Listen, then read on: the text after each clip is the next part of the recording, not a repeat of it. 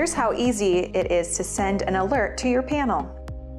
Go to your web portal, select the device or multiple devices that you would like to send an alert to. On the left side, select Post an Alert. Type in your message into the alert box. When you're ready, hit Send.